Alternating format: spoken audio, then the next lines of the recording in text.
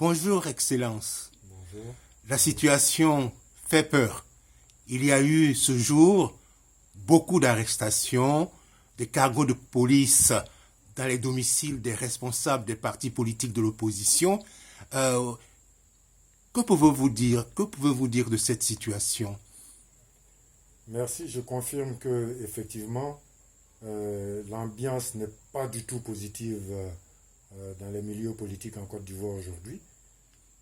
Et effectivement, depuis l'annonce par le président Bédié de la naissance ou la mise en place du Conseil national de transition, le pouvoir Ouattara est entré dans une phase de très grande fébrilité, j'allais dire même de grande panique, qui se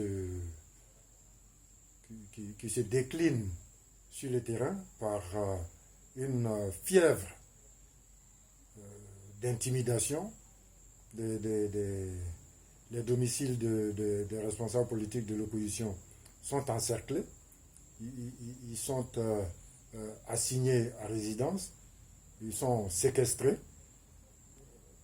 On a l'impression que M. Ouattara est entré dans une très grande peur de ce que cette annonce de gouvernement de transition pourrait lui causer comme préjudice. Et donc, on ne sait pas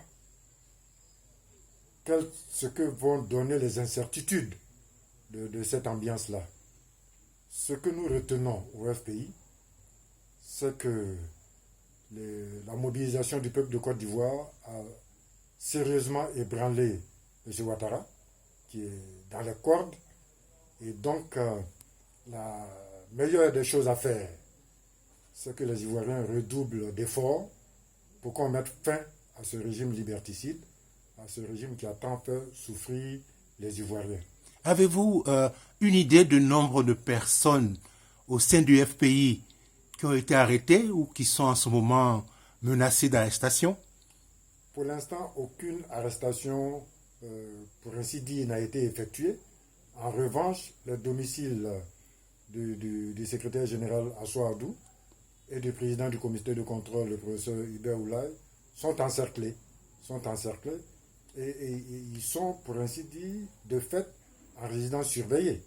Les militants veillent autour de ces deux domiciles. Nous avons battu le rappel des jeunes qui sont là, devant la police, à tenir tête à toutes les velléités de brutalité qu'on voit venir. Il faut donc, encore une fois, que les Ivoiriens sachent qu'ils sont sur le bon chemin et qu'il faut se remobiliser pour terminer le travail qui a été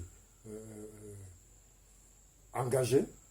Le combat qui a été engagé est en passe de porter ses fruits et il nous faut donc rapidement porter l'estocade à ce régime.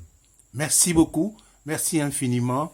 C'est Nianzou Ano avec M. Koné Boubacar. Merci et encore merci, surtout courage. Merci à vous.